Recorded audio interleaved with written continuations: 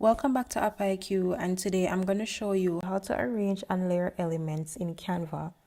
Select an object. Now this can be either a text, image, or an element.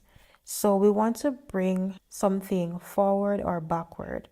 So as you can see, we have two images here, a hat and a pair of shoes. They are placed behind the text. And if you're looking at it from a designer perspective, this is not acceptable. So the right thing to do is to bring the text to the back and showcase more of the two objects, which are the pair of shoes and the hat. So what you need to do is select the text, or if you wanted, you could have selected one or both of the images. Just select them at the same time and change the position. Let us do that. And you want to select to the front, or you could have selected forward.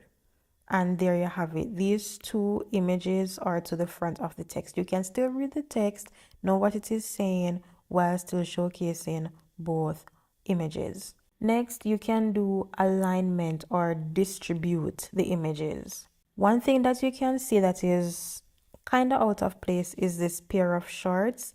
So what you can do is select it, go up to the toolbar and select position.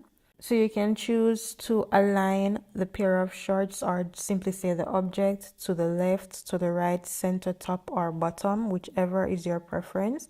So I'm going to select at the bottom to the right. This just moves it a bit. But if you're not satisfied with where it is positioned, you can actually go and move it manually. And that is pretty much in place for me. All right, so now we can move on to grouping elements.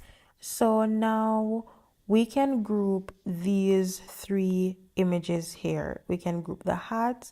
So you select one image first, then on your keyboard, you're going to select Shift and select the rest of images that you want to group.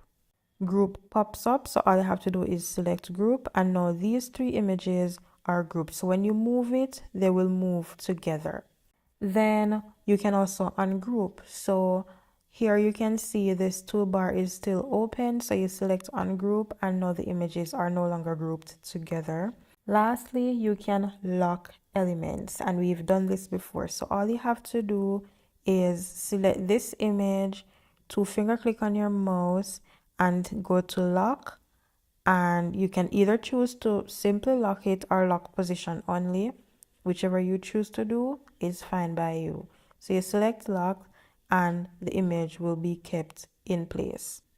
See, I tried to move it and it won't move. All of these tools, they are very efficient to use to make sure that your designs aren't overlapping incorrectly. It keeps everything sleek and in place, and it prevents any chaos while designing. That is it, guys. Very easy and very simple.